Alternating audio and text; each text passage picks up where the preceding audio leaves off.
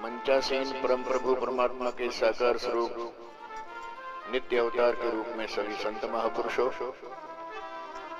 भक्ति भक्तानुरागी सत्संगी प्रेमी बंधुओं, समाज के कर्णधार, विद्वत मनीषी प्रबुद्ध महानुभावगण, मातृशक्ति उमा रमा ब्रह्मणी के समान माताओं और बहनों, व्यासपीठ से कल की कथा का समापन हुआ था। भरत जी पधार गए हैं। दशरथ जी के भौतिक शरीर की और दैहिक क्रिया हो चुकी है। आज सभा का समायोजन है। सभा में महाराज वशिष्ठ जी कुलगुरु और सारे परिजन, मंत्री, महानुभाव, सारा परिवार एकत्रित हुआ है। महाराज वशिष्ठ जी समाज को संबोधित करके सांत्वना दिला रहे हैं। भरत जी के मन में बड़ी उदासी है। पिता के जाने की बड़ी चिंता है। सोच हो रहा है, क्या होना था, क्या हो गया। यहां से हम आगे आज की कथा को कहते हैं। भरत जी महाराज कह रहे हैं, सुनहु भरत भावी प्रबल। महाराज वशिष्ठ जी भरत जी को संबोधित करके कह रहे हैं, हानि लाभ जीवन मरण यश अपयश विधाता के हाथ में है। प्रारब्ध कर्मों के द्वारा प्राप्त होते हैं जीव को। ऐसे विचार करके किसी को दोष नहीं देना है, कैकेयी को दोष नहीं देना है, व्यर्थ किसी के ऊपर कलंक नहीं थापना है। मन में विचार करो, महाराज दशरथ जी चिंता के लायक नहीं थे। चिंता किसकी करनी चाहिए?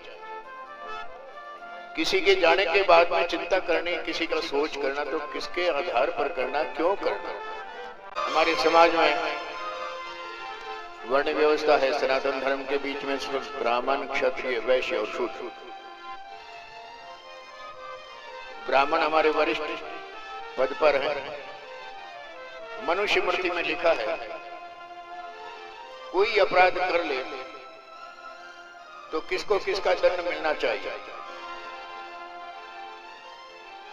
वरिष्ठ वेद वेता होते हैं, ब्राह्मण पद, ज्ञान को जानने वाले हैं। जो जानकार हैं उनको अधिक दंड की आवश्यकता रहती है। जानबूझ करके जो कोई अपराध कर लेता, समाज की व्यवस्था में जानबूझ करके कोई अपराध करता है तो वो अधिक दंड का भागीदार बनता है। आज के समय में एक उदाहरण देकर के बताऊं। प्रशासन में जिलाधीश के हाथ में एक नियम होता है, 144 धारा का अधिकार। जहां पर सामाजिक विद्रोह होने की संभावना होती है, वहां पर 144 धारा लागू की जाती है, जिसमें 5 आदमी साथ में नहीं रह सकते, हाथ में हथियार नहीं रख सकते। मान लो ऐसा कोई कार्य हो जाता है, 5 आदमी साथ में घूमते हुए, तो पुलिस उनको पकड़ती है। पहले थाने ले जाते हैं, उनके नाम पते हुलिया लिखते हैं, फिर जज के पास में उपस्थित देते हैं। जज चाहे घर पे हैं या कार्यालय में, जहां भी है, जज उनसे एक प्रश्न पूछता है, क्या आपको मालूम था कि 144 धारा लगी हुई है? यदि वो अनजान से कह देते हैं कि नहीं हमको मालूम नहीं था, तो बस एक ही आदेश है, छोड़ दो, क्योंकि अनजान में इन्होंने अपराध किया। यदि वो कहते हैं कि हाँ हमको मालूम था, तो बस कारागार में डाल डालता। जानबूझ करके जो अपराध करता है वो कारागार का अधिकारी होता है, अधिक दोषी होता है। तो समाज के वरिष्ठ हमारे ब्राह्मण हैं, तो चिंता उस ब्राह्मण की करनी चाहिए मरने के बाद। किसी के मरने के बाद में क्या चिंता करनी चाहिए, क्यों करनी चाहिए? सोच उस ब्राह्मण का करना चाहिए जो अपने नियमों से विहित हो जाए, जो वेद को नहीं जानता और अपना धर्म छोड़ करके विषय भोग में ही अपना लीन जीवन को व्यतीत करे। ब्राह्मण धर्म में 6 क्रियाएं हैं: दान लेना और देना, यज्ञ करना और कराना, विद्या पढ़ना और पढ़ाना। ये ब्राह्मण धर्म ब्राह्मण के बाद में दूसरा नंबर है क्षत्रिय का। उस क्षत्रिय के मरने के बाद उसकी चिंता करनी चाहिए जो नीति को नहीं जानता, प्रजा के पालन में भूल करता है,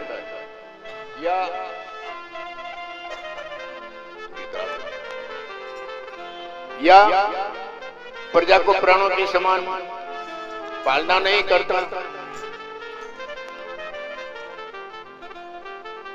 प्रजा के ऊपर अधिक टैक्स नहीं लगाता, प्रजा को पुत्र के समान पालना करे। ब्राह्मण के बाद में है महाजन वैश्य। सोचिए वयसु कृपन धनवानो जो न यथति शिव भक्ति सुजानो। उस व्यापारी उस वैश्य का चिंता करनी चाहिए जो धनवान होकर के भी दानवीरता ना हो, कंजूसी की प्रवृत्ति हो, अतिथि सत्कार से अवमान हो, सबका अपमान करने वाला हो, बहुत बोलने वाला हो, मान बढ़ाई चाहने वाला हो, ज्ञान का घमंड रखने वाला हो। इसके बाद में एक वर्ग ऐसा है जो न ब्राह्मण है, न क्षत्रिय है, न वैश्य है, न वो शूद्र है, वह है स्त्री। स्त्री की चिंता उसकी करनी चाहिए। हे भगवान, इनका क्या होगा आने जाने के बाद? जो धर्म के बीच में जिनका शरीर जाता है तो उनकी चिंता नहीं करनी है, उनको स्वाभाविक रूप से सदगति मिलने वाली है, देवगति मिलने वाली है, अथवा संसार के भौतिक सामग्री की उपलब्धि होती है। परंतु जिन्होंने अपने धर्म का परित्याग किया, उनकी दूसरे जन्म में आगे परलोक में क्या गति? उस महिला की, उस पत्नी की, उस स्त्री की चिंता करनी चाहिए। पति वंचक हो, पति को ठगने वाली हो, पति से बात को छिपाने वाली हो, पति को छलने वाली, कुटिल हो, कलह प्रिय हो, हमेशा जब तक कलह नहीं हो घर में या बाहर में तब तक अजीर्ण हो जाता है। स्वेच्छाचारणी, अपनी इच्छा के अनुकूल चलने वाली, उनकी चिंता करनी चाहिए। हे भगवान, इनका परलोक कैसे सुधरेगा? इसके बाद में आश्रम, ब्रह्मचर्य, गृहस्थ, वानप्रस्थ और संन्यास। उस ब्रह्मचारी की चिंता करो जो अपने ब्रह्मचर्य व्रत को छोड़ देता है। ब्रह्मचर्य शब्द में दो शब्द है, ब्रह्म और चर्य। ब्रह्म शब्द के तीन अर्थ है, वेद, ईश्वर और वीर्य। चर्य शब्द के तीन अर्थ है, चिंतन, अध्ययन और रक्षण। दोनों को जोड़ने से ब्रह्मचर्य का अर्थ होता है ईश्वर चिंतन, वेद अध्ययन और वीर्य रक्षण, वीर्य की रक्षा करना। ये तीनों कर्म ब्रह्मचारी के रहते हैं 25 वर्ष की अवस्था से पहले। यदि वह ब्रह्मचारी इस अपने कर्तव्य को छोड़ करके अपने व्रत को छोड़ देता है, जो गुरु की आज्ञा को पालन नहीं करता है, विद्या पढ़ने में आनाकानी करता है, उसकी चिंता करनी चाहिए। हे भगवान, इनका भविष्य कैसा होगा, इनका परलोक निर्वाह कैसे होगा? उस गृहस्थी की चिंता करनी चाहिए। गृहस्थी चाहे ब्राह्मण हो या क्षत्रिय हो या वैश्य हो या शूद्र हो। व्यासपीठ से बार बार निवेदन किया जा रहा है, जय कहने में अपनी जिह्वा नहीं घसती है और कोई मूल्य नहीं लगता। महाराज शुक्राचार्य जी के अनुसार, शुक्र नीति के अनुसार हमारी आवाज आकाश में गूंजती है। जिनको जय की आकांक्षा है उन्हें जय बोलना चाहिए, और अपने बैठने का आलस्य भी टूटता है, कथा में सावधानी भी रहती है। उस गृहस्थी की चिंता करनी चाहिए जो अपने कर्तव्य का रास्ता छोड़ देता है, गृहस्थ धर्म को छोड़ देता है। गृहस्थ धर्म में सारे परिवार की पालना आती है। गृहस्थ का सीधा अर्थ है ग्रह सत्य, घर में रह करके जो सत्य का निर्वाह करता है, सत्य की शोध करता है, लोक और परलोक की चिंता करता है। रामायण ही हमारा एक गृहस्थ धर्म सिखाता है। माता पिता के साथ में हमारा कैसा कर्तव्य होना चाहिए, भाइयों के साथ में हमारा कर्तव्य कैसा होना चाहिए, पति पत्नी का रहवास कैसा होना चाहिए, समाज के साथ में राम का व्यवहार कैसा था, आपत्ति काल में राम का व्यवहार कैसा था, वनवास में होते हुए भी उन्होंने कैसे सहयोग जुटाया और आपात स्थिति का उन्होंने निर्वाह किया और ठीक एक प्रबल शत्रु को जीत करके वापिस आकर के अपनी अयोध्या का राज संभाला। ये एक राम जी के जीवन से शिक्षा है। आदर्श पुरुष मर्यादा पुरुषोत्तम भगवान राम जी के जीवन में कहीं पर भी कोई कलंक हमें दिखता नहीं है। उनका जीवन मर्यादा के सहित है, इसलिए उनका अवतार, उनका स्वरूप हमें मर्यादा पुरुषोत्तम का ही माना जा रहा है और समाज के बीच में मर्यादा पुरुषोत्तम के नाम से प्रसिद्ध है। और उस सन्यासी की चिंता करनी चाहिए, संसार को छोड़कर, परिवार को छोड़कर, जो अपने ऐशो आराम के लिए प्रपंच में व्यस्त हो जाता हूँ। विगत विवेक वैराग, जिसमें न कोई विवेक है और न कोई वैराग्य की पूर्ति। सत्य असत्य का निर्णय करने की क्षमता नहीं, सत्य असत्य को पहचानने की क्षमता, विचार नहीं, और असत्य का त्याग करने की जिसमें क्षमता नहीं। उसके बाद में तीसरी अवस्था है वानप्रस्थ। ग्रस्त के बाद में वानप्रस्थ। उस वानप्रस्थ की चिंता करनी चाहिए जो तप विहाय जय भावई भोगू। 50 वर्ष की आयु के बाद जब संतान कमाने योग्य हो जाए, उस समय घर में रह करके भी समाज की सेवा करे, परिवार को सन्मार्ग का दर्शन करावे।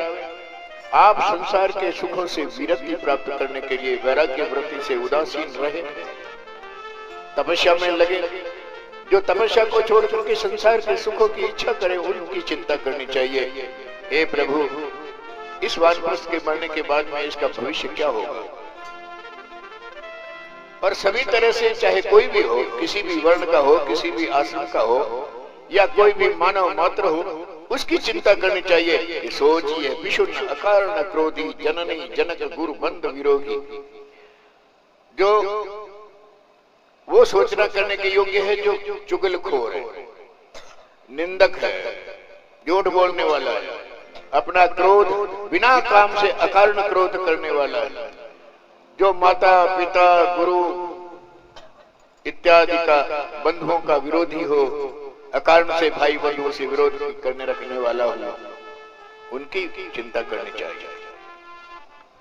सभी प्रकार से उस प्राणी की चिंता करनी चाहिए जो परोपकार करना हो, हमेशा दूसरों का बुरा करने वाला हो, बुराई सोचने वाला हो, दूसरों का अनिष्ट करने वाला हो, अपने ही शरीर का पोषण करने वाला हो, और बड़ा भाई निर्दयी हो, जिसके हृदय में कोई दया नहीं है, मर्यादा को समझता नहीं है। उनके मरने के बाद उनकी चिंता करनी चाहिए। हे प्रभु, इनका आगे परलोक कैसा होगा। ये सारी चिंता करने की बात है। परंतु महाराज दशरथ जी चिंता के योग्य नहीं। 14 भुवन में, 14 लोक में उनकी प्रभाव की महिमा प्रख्यात। दशरथ जी महाराज राजा ख्यातिवान न तो हुआ है, न है, न आगे कोई होने वाला होगा। हे भरत, आपके पिता महान पुण्यात्मा थे। ब्रह्मा विष्णु महादेव, देवताओं के राजा इंद्र, दिशाओं के दिग्पाल, सारे जितने हैं वो सब महाराज दशरथ के गुणगान को बखान कर रहे हैं। कैसे आप चिंताग्रस्त हो रहे हो, क्यों चिंता कर रहे हो। कहो तात कहीं भांति को करही बड़ाई दास। उनकी महिमा कैसे बखान करके कही जाए, जिनके राम लक्ष्मण और तुम्हारे जैसे और शत्रुघ्न जैसे पुत्र, पुण्यात्मा पुत्र प्राप्त हो, गुणवान पुत्र प्राप्त हो। सब प्रकार से महाराज बड़भागी है। व्यर्थ विषाद करना निरर्थक है, उनका विषाद मत करो। जो करने की बात है वो करो। महाराज ने अपने वचन के पीछे प्राण त्याग कर दिए, परंतु अपना वचन नहीं छोड़ा। राजपद राजा ने राज तिलक आपके लिए छोड़ा है। पिता के वचन तुरंत पालन करना चाहिए। उनके वचनों को मान करके राम ने वनवास धारण कर लिया। राम के विरह में महाराज ने शरीर त्याग कर दिया। तो अब उनकी वाणी आपको भी माननी चाहिए। महाराज दशरथ जी वचन प्रिय थे, प्राण प्रिय नहीं थे। हे भैया, पिताजी के वचनों का पालन करो, महाराज की आज्ञा को शीश पर धारण करो। परशुराम जी ने पिता की आज्ञा पालन की थी, माता को मारी थी, लोग साक्षी। ये अंतर कथा में पहले पूर्व परसों की कथा में बता चुका था।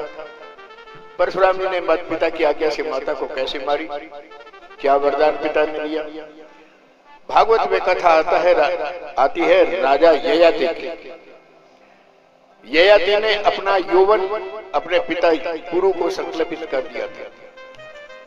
पुरु वृद्धावस्था में हो गए थे, कई पुत्र थे, परंतु संसार के सुखों से उनका मन भरा नहीं।